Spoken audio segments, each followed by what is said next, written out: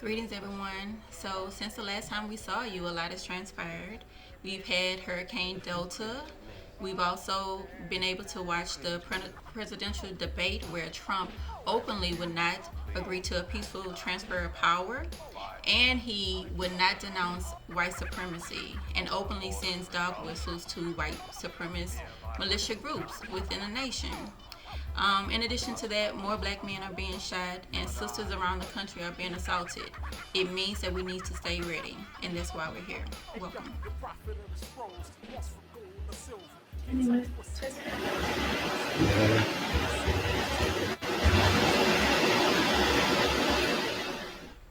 Welcome to Stay Ready NOLA. It's your host Moon. And Sister Mo, welcome. I think we have a really good show for you today. Today, we're going to be talking about a lot of things, and we really do have a lot of things to talk about. Yes, we do. But we're going to start with Sister Mo is doing a segment on bug out bags, and I have a great martial artist, Mbita Bakari, who will be on, and he's going to be talking to us about self-defense. Yep. And we'll also be speaking with Lake Tilley Acres about homesteading as well as dry firing. Okay, so let's go straight to your segment on bug out bags, and you can tell people how to make that happen. Yep.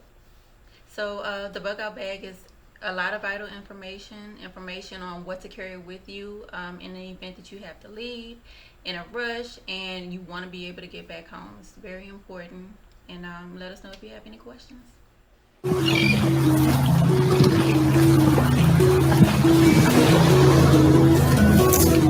Peace family, Mo here. Today we're going to discuss the bug out bag. So the bug out bag is an essential kit of items that you would need typically to last you for 72 hours. So this is a 45-liter Swiss gear bag.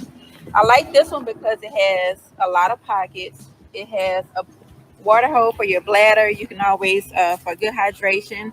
It has your strap so you can tightly secure anything that you have.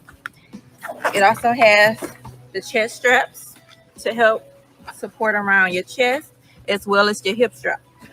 Exterior hooks where you can add anything to it that you need to add to it. This comes with a very convenient rain flyer. You just pull it over your bag if you're caught out in the rain.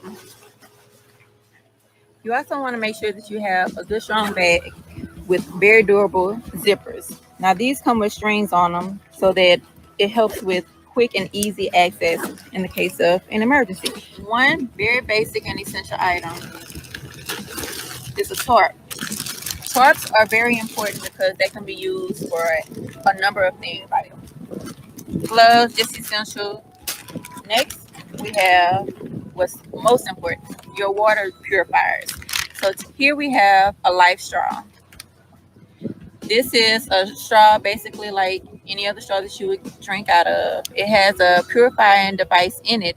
And if you find yourself near a flowing stream, you can drink directly out of the stream using the straw. Just for backup, you have your Sawyer water purifier, similar to the Life Scrubber. A contractor garbage bags, a hatchet, good sharp tools. This here is a survival blanket. So here in my Ziploc bag, I have everything that I need for my fire starting. I have matches, but I also have a lighter for redundancy, as well as a flint starter. Dryer lint is easy to help start your fire. It's used as a tinder to help build your fire. You need duct tape for anything. Make sure you have some duct tape. So next item, flashlight, charger, radio, siren. I like this because it's crank power.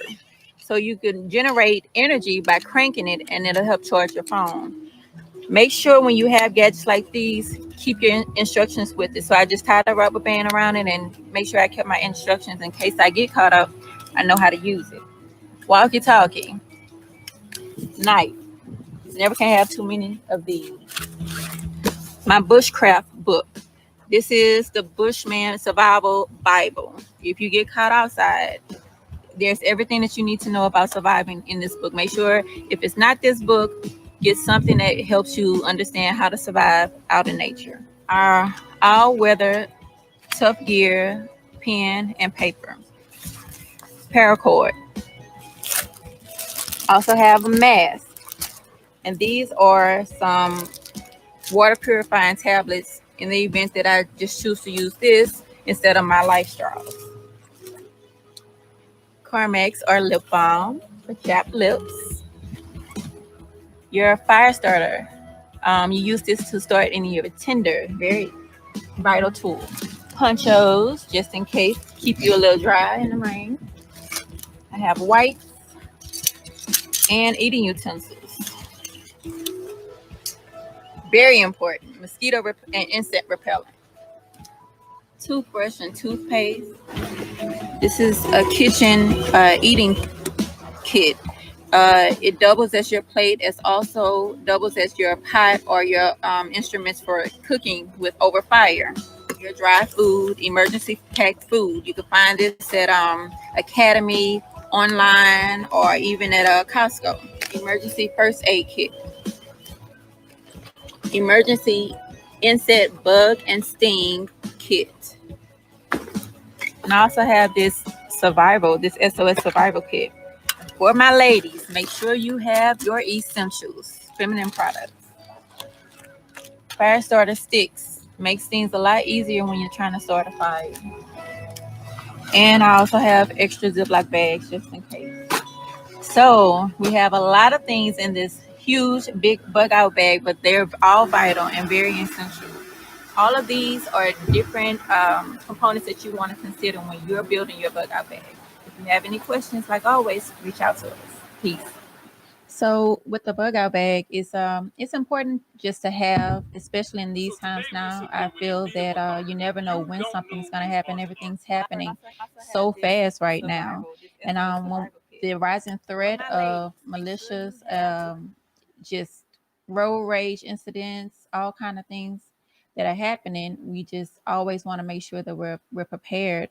And that's one reason why we want to talk about the various threats that we may encounter, and one of those being who Trump is quote unquote but not buddies with, but the Proud Boys and various other militia groups. What do you say about that, brother? So first of all, the Proud Boys aren't a militia, and I think that it's important for us to really understand kind of the landscape of what's going on in this country, so that we really know, who's out there, what's going on, and who these people are and what they're thinking.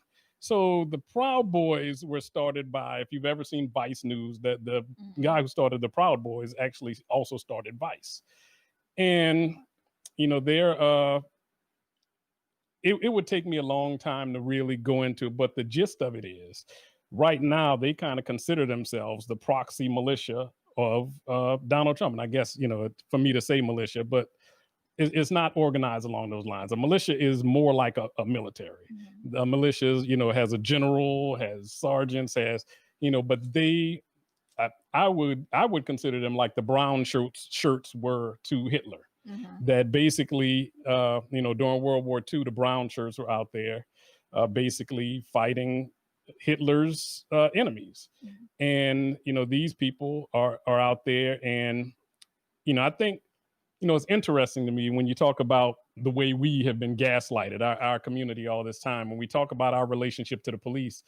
And, people are like, oh, the police are fair to everyone. But now you see open white supremacists out there, and they have a Nazi flag, Confederate flag, and a Blue Lives Matter shirt on. Yep. They have a thin blue line patch along with their Confederate patch. Or they have the license plates on the right. cars. And it just kind of lets you know where their mind is. So they are absolutely upholding the state as they see it right now. The state being Trump, and they are, and I've heard them say this, so it's not me coming out with this, that they are going to do those things that the police can't do. Right. And they consider themselves helpful to the police. Deputies, they deputize themselves, and in some cases there are even law enforcement agencies throughout the country who have openly said, we adopt you as our deputies. Well, I think, so to go along those lines, you also have to talk about the 3%ers and the Oath Keepers. The Oath Keepers would kind of be under the 3%ers. So the 3%ers, or the people call them threepers for short. And again, this is all abbreviated, and this is my own take on this, that they believe that in the Revolutionary War, only 3% of Americans is what it took to fight against and defeat the British. So now it's going to just take 3% of Americans to take their country back, which is what their intention is, to take their country back. So under that, you have the Oath Keepers. Now, the Oath Keepers are part of the 3% movement, but the Oath Keepers are specifically supposed to be ex-military, ex or current military or law enforcement, is how they promote themselves. So, you know, they are absolutely in line in their thinking with what the police are doing and what Trump is doing. But the other group in the news right now a lot is, of course, the Boogaloo.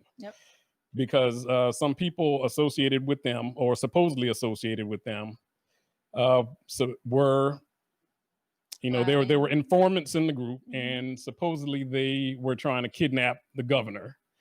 California? No, I believe it was Michigan.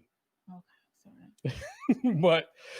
but you know, here's one thing that's very interesting to me, is that the media has been reporting them as like they're doing this in support of Trump, but the truth is they're really just anti-status. They are against the state in all this form, and they are absolutely against Trump, most of them. And this is a very loose movement, but the gist of this movement is very much anti-Trump, because they're anti-government, they're anti-police, and they're anti-state. So, you know, a lot of things that they've been saying about how, you know, the rhetoric toward the police and things like that, I can absolutely believe that. But I've seen some of the people posts that they've done on social media where they are absolutely anti-Trump. And, you know, all of this is being given to us in a right-left paradigm, like, you know, conservative, liberal. But the truth is, it's a lot more complicated than that. So, you know, the Boogaloo movement, which is really more similar to Antifa, that Antifa are called ANCOMs, which is anarcho-communists. And I know a lot of people with Antifa would not agree with that, but that's the way that they're characterized. Not by me, that's the way they've been characterized. While the Boogaloo movement are characterized as ANCAPs, which are anarcho-capitalists or agorists. And again, you know, with Antifa, you have, you know, socialists, etc. So it's a spectrum. But in this spectrum of anarchy, you see the Boogaloo movement on one side and Antifa on the other side. But that right now there's a movement for them to come together under what they call the black flag of anarchy and put away their differences that they have as far as, you know, anything else. Because once you accomplish your common goal, then you can sort out everything else afterwards. So they feel like, you know, the looters, they feel like Black Lives Matter, they feel like anyone that goes against law and order, that's something that we hear a lot about, is against them. And they feel like this is absolutely their country, and it's up to them, it's their duty to take back their country. So that's what we're facing. Okay, well, the next thing that we're going to do, so for years I studied different martial arts, and I started off in Taekwondo, and I've taken everything from boxing to Brazilian Jiu-Jitsu, but my favorite art is Jeet Kune Do. I've also studied a lot of Filipino arts. So the person who taught me Jeet Kune Do and many of the Filipino arts, Mbita Bakari, agreed to come on and talk with us and show us some things. So here is Mbita Bakari. So today we're sitting here with Mbita Bakari. If you don't know Mbita, years ago when I was working in radio and I wanted to learn martial arts, and everybody was telling me, go to this person, go to that person, and he may not know this story. So I said, this is what I want. I said, I want to find somebody that's going to whip my butt until they can't whip my butt no more. And they were like, go to Mbita. And I went to like people that didn't know each other. And that's what and like the people who had no idea that I was going to different people, his name kept coming up. So I find out that my son and his children go to the same school, but I didn't meet him. I kept asking, how do I meet him? How do I get to class? He wasn't teaching at the time. When I finally got in his class, number one, I learned so much. I mean, the first class, I felt like I could defend myself better, which is important to me. Every class after that, I felt like I was progressing, I was learning. excellent teacher, but he's also an actor, stuntman. He does a lot of things. What all do you do? So you can explain yourself. All right, so my background is basically everything that you spoke on. All started from martial arts. Okay. So I started training with Terry Gibson in Tulsa, Oklahoma, back in 1990 or 91. It's a progressive martial arts studio, and Terry is a student of Dan Inosanto. I'm also a student of Dan Inosanto's. So I took the journey with Terry, and we did Kali, we did Jeet Kune Do concepts, and we did Makalindo Pinjat Salat, all three of which I'm certified to instructor. So I taught all the way up until the film thing kind of took over, and I wasn't able to keep my commitment with my students because of my film commitments. So I just kind of stopped teaching, but you still retain that. Once a person attains a certain level of skill, that's retained. You don't lose. It's like riding a bike. Right. As soon as you can jump right back into it, at any level, and find yourself not as a fish out of water, but very comfortable in going forward. So from my martial arts background, I was able to work for a private military corporation, and we were sent to Dubai, and we were protecting some oil interests. Let's just leave it at that. And so I got to work for a private military corporation in 2007, and then I moved back to New Orleans in 2009, and that's when my film thing kind of resumed, because I've been doing film work since 1999.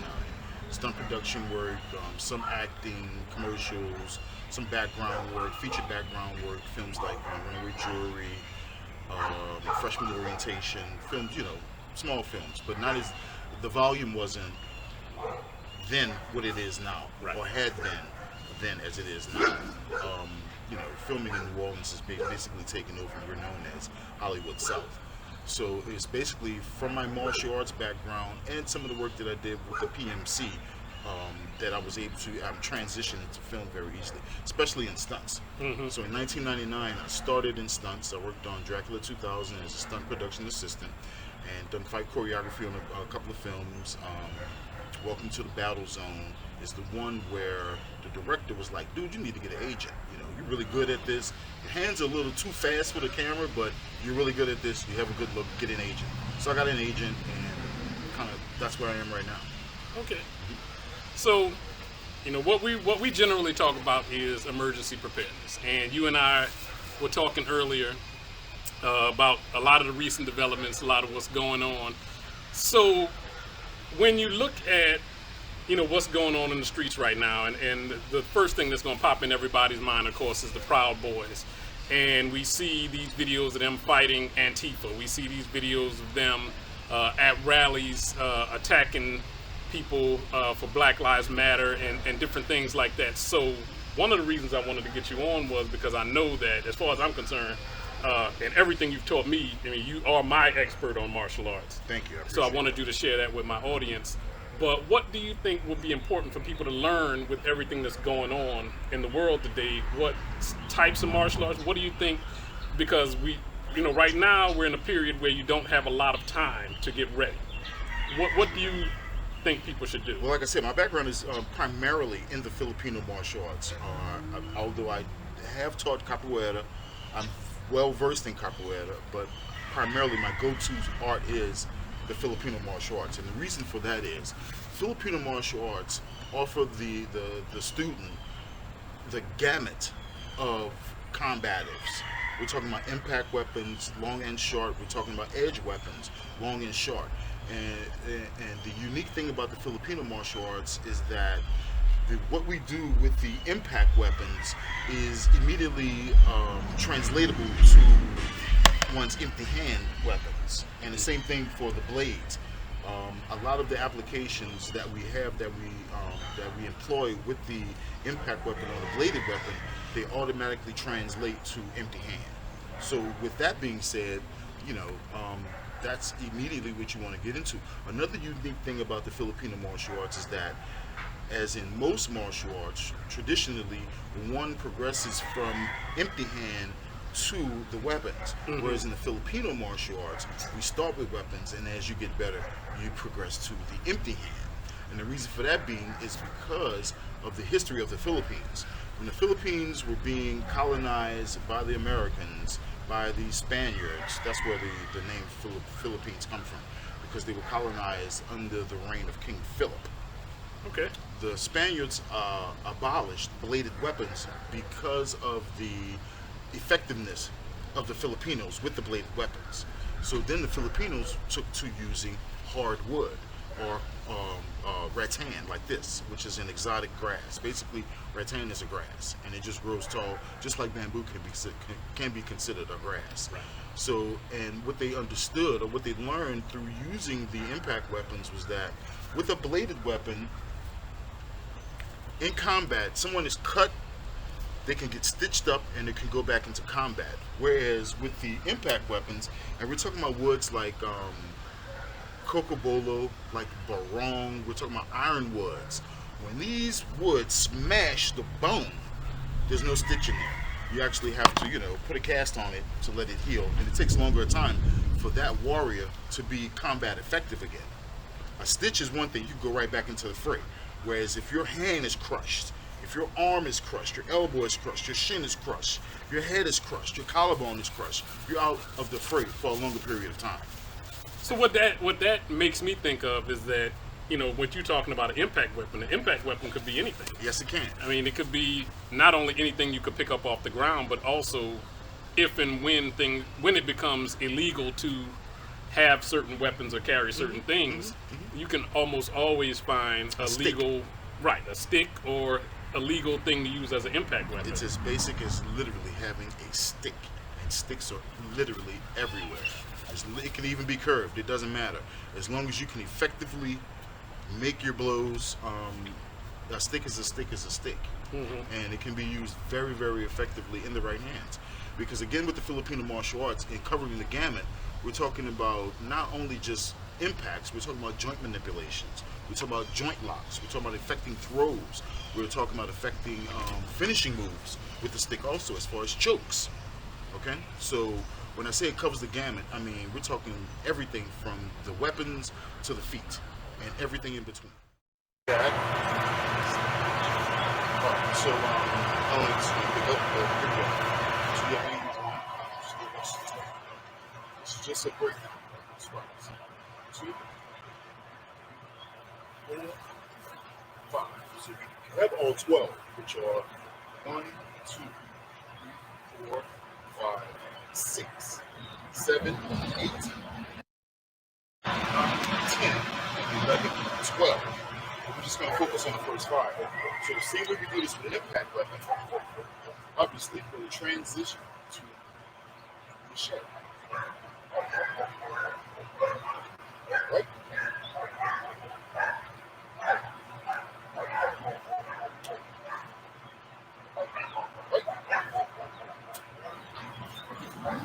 We're going to transition to.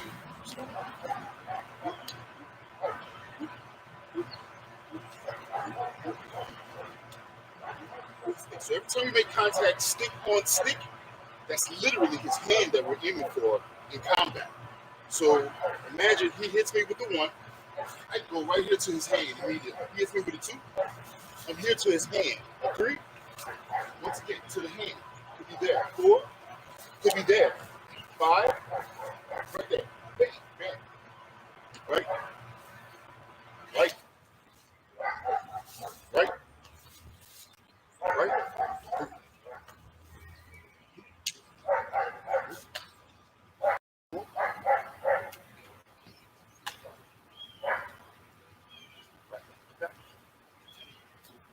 So you also have with this different types of footwork. So we have 2 footworks. We have a female triangle that goes in this way. We have a male triangle that goes out this way. So on a surprise attack, he attacks me and I'm not ready, but I have my weapon. I bounce out. Boom. Now we also use this hand. This hand is not dead. If it's not holding a weapon, come with the one again. So I could go here like this, and then, right? All of that, right? With the angle 2, same way. Boom, boom. So I'm using this hand also. So if he surprise attacks me, I can move back. I'm going to arrest this hand to keep it there. So, again, checking hand, hit, check, bang, bang. That hand is now out. So I've smashed his knuckles multiple times. That hand is swollen out of the fight. He's halfway out of the fight. Because what I've done in essence is what we call defang the snake. We look at his arms and his legs as being the fangs of a snake. And instead of having to chop the snake's head off and kill it, I'll knock the fangs out. So when he attacks me with his hands, here, with the elbows, okay? So every time you hear that, 2, 3, 4, 5, every time you hear that click, in combat, that's his knuckles, his wrist, his arm, anything that he applied, anything he gives me. Because we also apply the concept or the philosophy of Jeet Kune Do. You're going to attack what's closest. So as he's attacking me, his hand is closest to me. So I'm going to attack his hand. And that's the same way you can affect this arm. Right? Once again, use the punyo. Okay. Not necessarily a technique. This is a sensitivity drill that's teaching me how to be sensitive and also how to move my body. So I'm going to step here. So I can go here with the punyo. And then when he gives me this hand, I can trap. See? But bop, bop. So in the same way I use that punyo, I can use my hand. Again, if I go here with the backhand, I can trap him here. And see, this is a trap. When I can immobilize both of his arms with one of mine, I still have a free hand. I can go in here, I can go in here, and finish. So that's basically it. So those things right there, if one has to be in that type of situation, the main thing you want to do is use your footwork. Footwork is the most fundamental aspect of any martial art. It's the footwork. Because the footwork is going to put you in the desired position to affect whatever it is that you're trying to do. If you're trying to defend yourself, he attacks, I can go here. If he's got a punch, I'm going to parry that punch into my elbow. That's going to make him draw back, and then I can slide in this way. And again, trapping. Boom, boom, boom. Okay?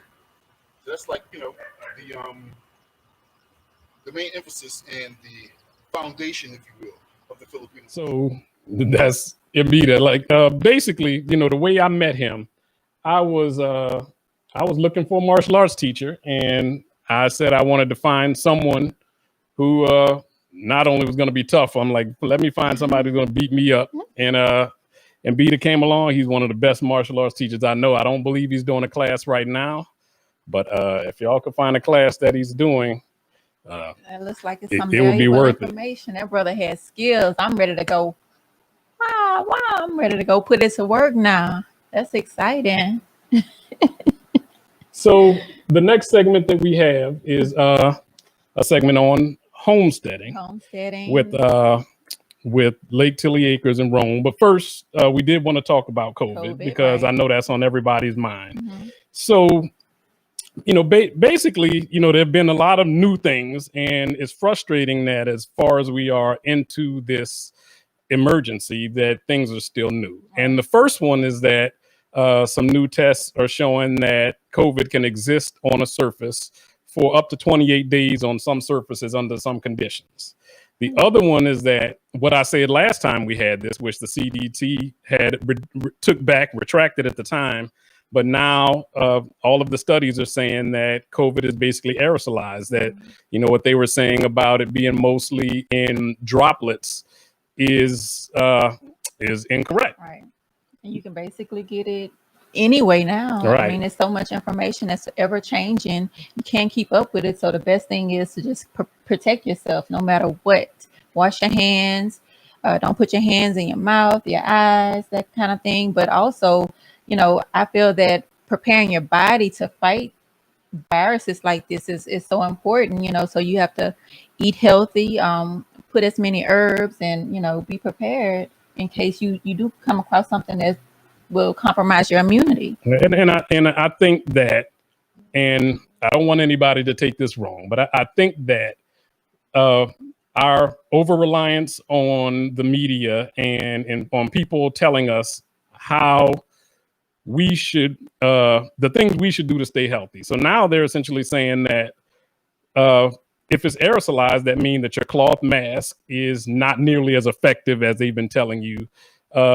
All the masks, including the N95 masks, are not nearly as effective as they've been telling you. And the N95 masks are most effective when you actually have a seal, which is hard for most people to really even learn how to do, and even harder to put that N95 mask on, have it sealed, and walk around for a few hours.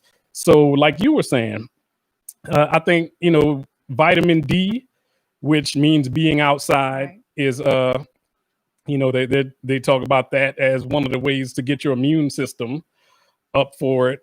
Exercise, healthy eating, all of those things that we really should have been doing anyway are most effective against COVID. And, and the things that they've been telling us and changing all the time. And I'm in no way saying that you shouldn't do any of these things. What I'm saying is that you should be doing what's best for you and your family. You should be looking at the studies yourself.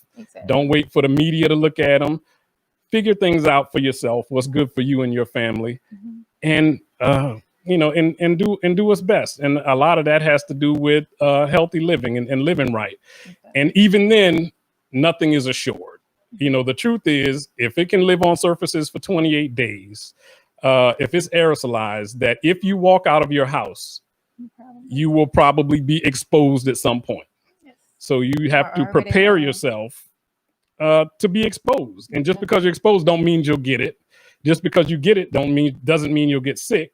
But you should be doing whatever it takes right now. Again, like you said, exercise, healthy eating. What else would you recommend? A lot of herbs, vitamin C, vitamin D, as you mentioned. Golden seal is a really, really good herb that's both antiviral and antibacterial. You can always use oregano oil or have it on deck should you need it. Teas, not a whole lot of fat-soluble foods, starches and things like that are, methods to keeping your body healthy so that it can ward off and protect you against viruses and, foreign objects. So in that, we're going to talk to Lake Tilley Acres, who is actually in New Orleans, urban farming, providing a lot of the things you can get at a grocery store, but they're organic, they're healthy. You can see where they're grown, and it's done in a very thoughtful and healthy way. So here we are, Lake Tilley Acres. For a while, we talked about doing this for a while, but you have Lake Tilley Acres, and I thought that it'd be real good for people to know not only what you do, but how you do it. So tell us a little bit about Lake Tilley Acres. All right, Lake Tilley Acres is a small urban farm that I started in New Orleans in the year 2016. So 4 years ago, and it's been interesting because how they would say, and I caught the farming bug.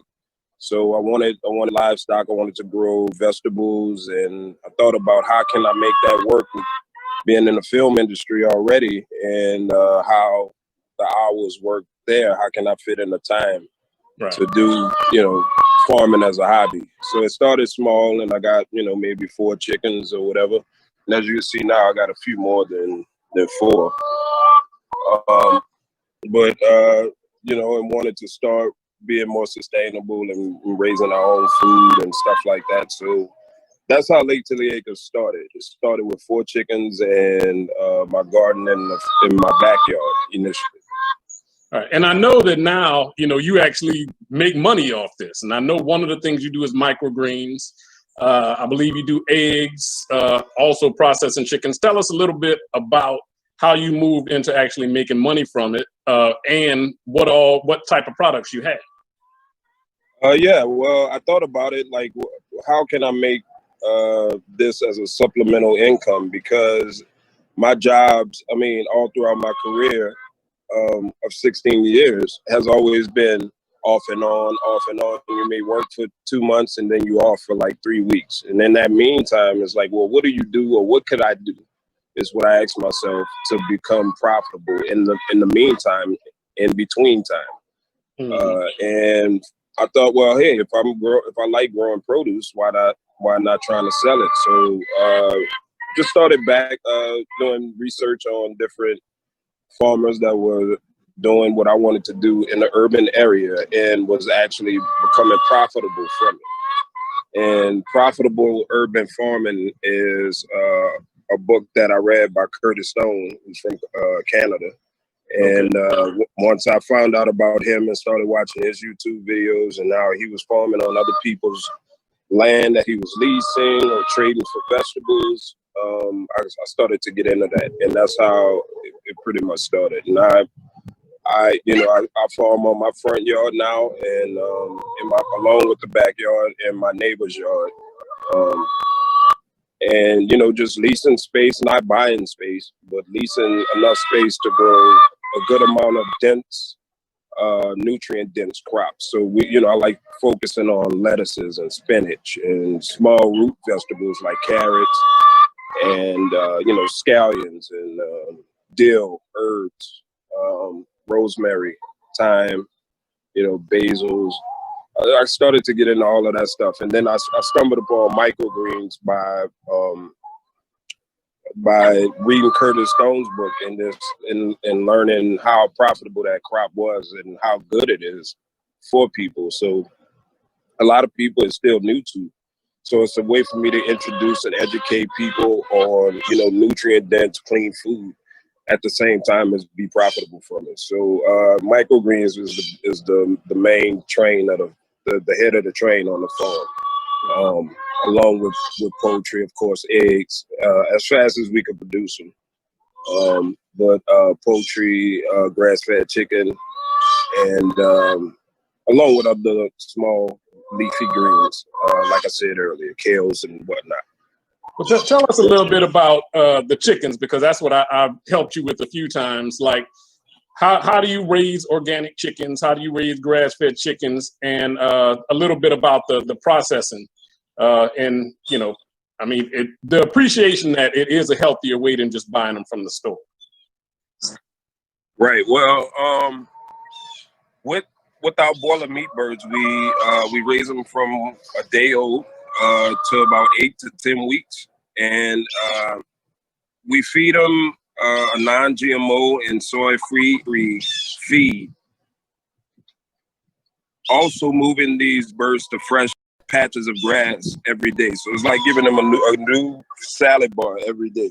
Mm-hmm. So that meat and the sunshine and the fresh air and moving them twice a day like that, plus the high octane feed, it makes the bird taste way better. And and until people can taste it, they don't really know the difference because they always just buy the grocery store chicken. So and I was explaining to some people, like, some of that chicken that you get in the grocery store has been, shipped overseas to get butchered and shipped back, frozen. And by the time you get it in the store, it's been thawing out for a few days. So it's probably, a few weeks old. I don't know. I'm just speculating. Maybe by the time you get that chicken. So you don't really know what fresh chicken tastes like until you've had one of these grass-fed chickens. So once and like I said, I'm slowly gonna start branching out to doing more grass-based farming, if you want to put it that way. I want to grow grass in a sense. By the time we consume those animals, much more enriched with the actual energy from the sun is right. What's gonna raise these animals. So holistic management and regenerative agriculture is the way Lake Tilley is taken. Okay, well, tell us a little bit about, if people want to get in touch with you, how they can get in touch with you, where you sell your products, and also how often you have the organic chickens for sale. The chickens, we are working on the infrastructural level so we can house more birds and raise more birds on pasture at one time. So to increase our batch numbers, we have to, increase our infrastructure. So we're in the process of doing that. And in the upcoming year, in the beginning of the year, we'll be more ready to take on next year's demand for a lot more clean, grass-fed chicken. So as of now, our batches are really small. We do batches maybe 50 at the most. And however many out of those 50 make it to the butcher weight, it usually varies. So it's a first come, first served basis. I highly suggest pre-ordering. Once we put that pre-order post out, to go ahead and pre-order your chicken so you don't have to worry about us selling out, because we will. And it sells out within a matter of a few days, if that long. Sometimes it sells out in a day. So, but yeah, we want to, we know everybody's appetite is strong for good chicken. And a lot of people don't want to eat the grocery store chicken, and they feel they don't have another option. So they stop eating chicken altogether. But Lake Tilley is trying to give another option. So if you contact us, right? That's what I was going to ask. You said post, so I was going to say where do you post that? How do they contact? We're on Instagram at Lake Tilley Acres. If you email us at LakeTilleyAkersNOLA@gmail, you can always get information like that. And Instagram and Facebook. We're also on Facebook as Lake Tilley Acres Urban Farm as well. So that's the best way to get in touch with us. And from there, it'll probably end up getting straight directed to me, and whatever order needs to be filled out, I'll handle that. Right now, we are sold out of chicken, so there's no pre-orders yet. We should have another batch coming down the line near Thanksgiving. So around Thanksgiving time, I'd start looking for posts from us to see how you can pre-order. And if you want to, take the risk and wait to the day of, you also can do that. And you pick up your bird from the farm. It's pretty cool. Well, thank you, my brother. I appreciate you coming on, sharing this information. If I can, I'll definitely be there to help next time. Oh yeah, well, I enjoy having you, man.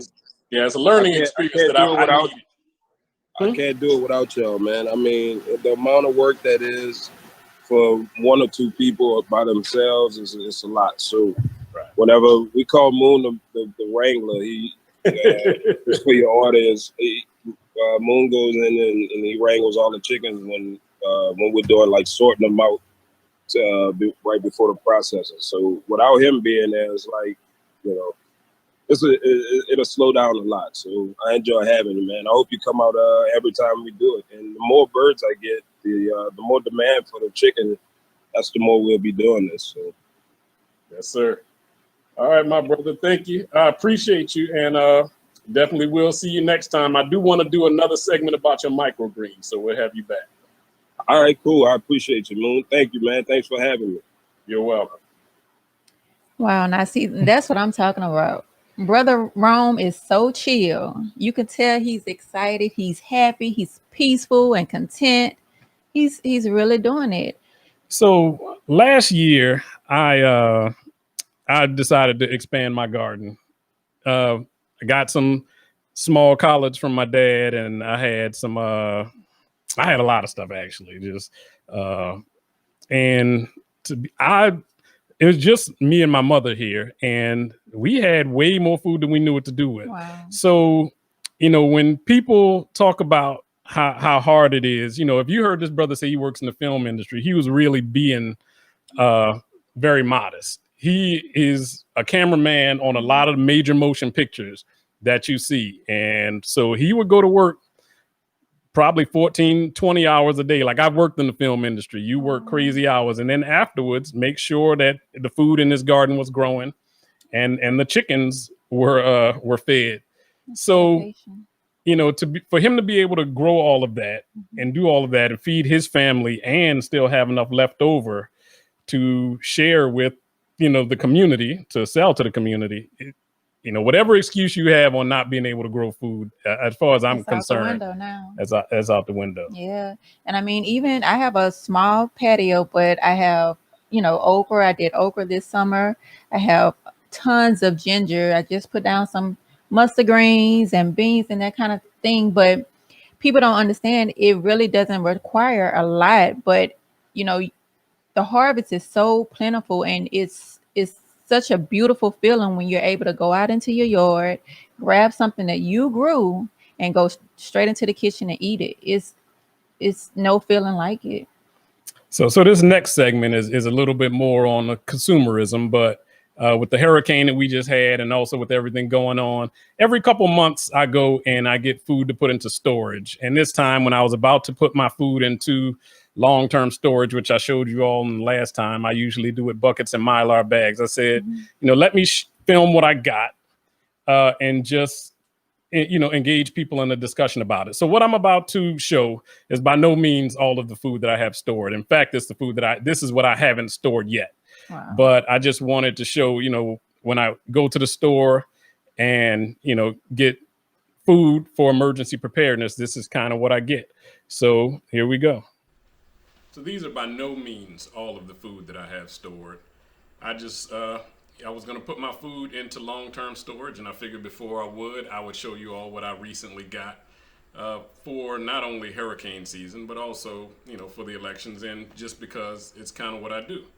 So I always make sure that I keep beans and rice. I mean, beans and rice is a staple. I already have plenty, but as far as I'm concerned, you can't have too much. Like I said before, every beans and rice, a 25-pound bag of each can last your family of 3, basically for a month and a half. So, it's a no-brainer to me that you would go ahead and, spend $30 to feed your family, and make sure that if anything happens in the supply chain, or even anything happens with your job, that you would still be able to feed your family for a long time. Self-rising flour. I have a lot of regular flour. To me, the self-rising flour is just, a little bit easier to use. I mean, things like pancakes, biscuits. I mean, it's so easy to make biscuits with self-rising flour. Table salt. Table salt is really just a staple. It's a staple of life. I mean, salt, you can use salt not only to store meat or things like that, but you can use salt in trade. Like in an emergency, people are going to need salt. The one thing that I added a lot more of that I did not have before was pasta. And the Barilla box is actually 2 10-pound bags of pasta. And I realized that I have a lot of beans and rice, but more than beans and rice, I really enjoy mac and cheese. So on a later episode, I'm going to show you all how to store cheese long term. I have cheese wax, and I'm going to show you all how to preserve cheese. But basically, I went and made sure that I have everything that I would need to make mac and cheese. So, the other thing, the boxes especially. I do the boxes because that is, as soon as an emergency happens, that's something that you can do right away. I wouldn't go into the long-term food storage right away. I'd probably, make some of that jambalaya, make some pancakes in the morning, things like that. So, the smaller boxes I have, and each one of those is around 30 servings. And I know a lot of people are wondering, where do I get this? Some of it is Costco. Some of it is places like Restaurant Depot. But you can find these bigger boxes and this food storage. So, all of these things are for basically right after an emergency, things that you can make right away. And the other thing that I have are cans. Of course, cans are going to last almost forever. Coconut oil has so many uses. But, cans last a long time. So I do make sure that I get cans, the bigger the better. And coffee, I love to drink coffee, but the other thing about coffee is that, again, if you're in a situation where you need to trade something, I think coffee is going to be one of those things that in an emergency may be harder to find. If you have a nice amount of it that you can trade, it's going to help you a lot. So, this is by no means all of the things that I have in food storage. I was just getting ready to put things in more of a long-term storage, and I figured I would share this with you all before I did. Well, that was another So today, great informative video. It definitely puts into perspective how much we need to store, and we don't realize that it can happen at any point. You were mentioning that we should have at least a 1 month's worth of food on storage just in case anything goes into lockdown. Previously, when COVID became an issue back in March, everything was gone. The shelves were clean, and no one really understood how long we would be in survival mode like that. well, the conversation that, so just recently I was interviewed, and I'm not sure, I may show it and I may not, because this was someone who they wanted information, and they wanted to be able to share it with specific people. But a lot of the conversation was around uh, the plan for an emergency and how Black people fit into that plan. And I'm sure you've all heard, if you've never heard the term the Golden Horde, the Golden Horde is essentially what they would call rioters, looters, whoever coming into someone else's area. So the way they imagine an emergency happening in this country is, say us in New Orleans, to the people of Slidell, Chalmette, Gretna, we would be the Golden Horde, because we would be running out of Food and resources, and we would be going into their area to get what they have. And that also goes into the whole zombie metaphor. So I was asked, well, what can we do about that? And what we really need to do is be able to take care of ourselves, not have to go and get anything from anyone else. So what I've been advising people is have at least 1 month of food for your family. If you set aside 1 month of food for your family, that would give you a month to figure out what you're going to do for the next month. But at least at the very beginning of an emergency, your family would not be starving. And it's so easy, when you talk about the beans and rice I showed, that's $30 worth of beans and rice, and you can literally feed 3 people on that for a month and a half. Exactly. So, in this case, what you purchased, how long could it stay in those packaging before you must store it in Mylar bags, which will allow you a longer shelf life? Everything is different. Dried beans to some extent can last almost forever, but you have to deal with rats, insects, things like that. And the same thing with rice. So the Mylar bags and the buckets protect against them going bad, but it also protects against them being, eaten by other things. So there's a lot of things. The pasta I have will also last a very long time, but again, you have to worry about rats and mice getting to it. So putting it in, in Mylar is the best way to save in Mylar and in a bucket. So one other question I have is, I'm always interested in knowing, how do you plan on cooking all of this should we have to bug in, say, in the event that we have electricity and gas, or without it? Well, are you ready? I think that's another segment. So for myself, I definitely have a barbecue. Everybody knows how to barbecue, but I also, just to practice, cook things on my fire pit. But then I have a stove that takes butane. I have another stove that takes propane. I probably have 3 or 4 portable stove that take different things. So, whether it's charcoal, gas, wood, or anything else, I kind of have it covered. And I think that would be an excellent segment for another show. Absolutely. And it also goes into our theme. If you stay ready, you don't have to get ready. Absolutely.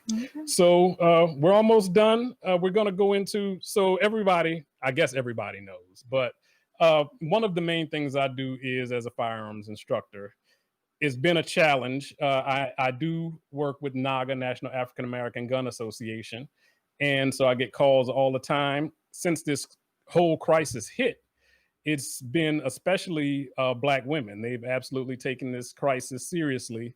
In fact, I helped someone purchase a firearm just yesterday, and helped them get bullets. And that was the thing. They bought a firearm, The place had guns and no bullets. And you're going to find that a lot. They might have a few bullets with no guns, but right now, if you're getting something, you're a little late in the game. I'm definitely not saying don't go and get it, but just understand it's not going to be very easy. So in that vein, we've been taking people to the range, but ammunition is limited. Right. So there are a few other ways to practice. Right now, we're about to show dry firing. Next time, I'm going to show another way to practice with airsoft. But dry firing is an excellent way to practice firearms without using any ammunition at all. Right. So let's go. If you have any questions, we'll talk about it after. So today we're going to talk about dry. With the current ammo shortage going on and everything going on in the world, it's hard to get to the range as much as we need to. And if you get to the range, you really don't know whether you're going to be able to replace that ammo that you use. So dry firing is an excellent way to not only keep your skills, advance your skills, to practice the fundamentals. There's a lot you could do with dry firing. I use it to not only practice trigger control, to make sure I'm getting my front sight where I need it, to practice changing magazines, to practice my grip, to practice pushing out, a lot of different things. So I'll show you that a little bit. So the first thing when I generally pull out, today I'm having my end waistband holster, but when I pull it out the holster, press it forward, I'm checking to make sure that my grip is right. Once I do that a few times and my grip is right, then I'm looking at, pushing it out, clicking, pulling the trigger and seeing what happens to my front sight. Is it moving as I press the trigger? Different things like that. So let's go, and I'll show you from the side. So we're here, and I'm doing this slow. Press out.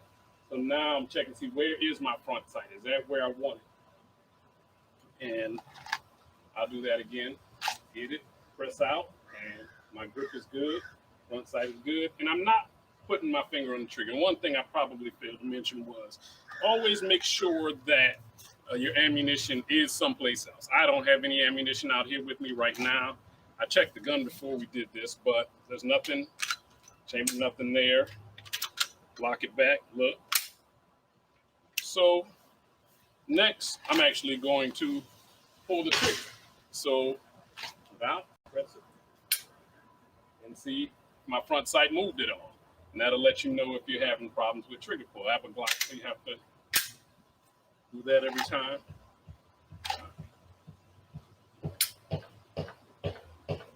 So you can also practice what I learned as tap, rack, bang. That's if you have a malfunction, you tap the magazine to make sure it's seated, you rack it again, and you pull that trigger and it should go bang. Now, what I learned in USCCA, which is what I have, what I'm an instructor through, is they call it tap, rack, roll. It's the exact same thing, but they want you to make sure to remember to roll your gun to the side as you rack it to get that round out. So here, you pull it, nothing happens. Tap, rack. Now you're back.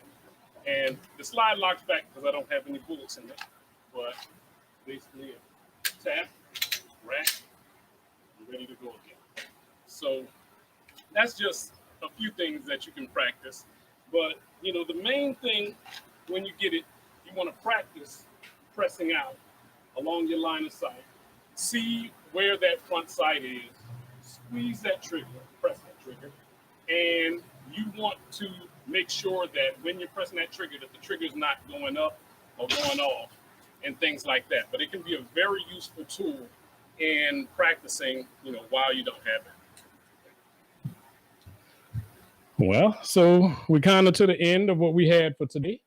I appreciate everybody joining us. If you, please comment. Let us know if you got something out of this. Let us know what you want to talk about next time. We do have some things prepared for next time, but, if there's something specific that you're interested in, we could always do that. Definitely. Please let us know. No topic is too broad or too small. I do want to mention too that we mentioned a lot of things: ammo, survival, self-defense, food storage, the bug out bag.